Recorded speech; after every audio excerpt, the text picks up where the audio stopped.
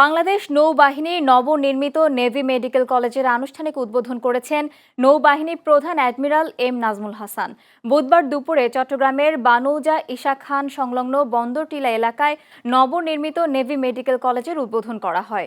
উদ্বোধনী অনুষ্ঠানে নৌবাহিনী প্রধান বলেন, চট্টগ্রামের দক্ষিণাঞ্চলে আধুনিক চিকিৎসা শিক্ষা, গবেষণা ও প্রশিক্ষণের সমন্বয়ে প্রতিষ্ঠিত এই মেডিকেল কলেজ স্বাস্থ্য খাতে একটি গুরুত্বপূর্ণ সংযোজন।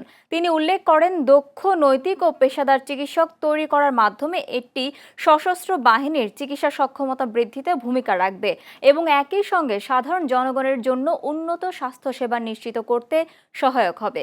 অনুষ্ঠানে নৌবাহিনী সদর দপ্তর ও চট্টগ্রাম নৌ অঞ্চলের ঊর্ধ্বতন কর্মকর্তা, সামরিক ও বেসামরিক অতিথিরা উপস্থিত ছিলেন।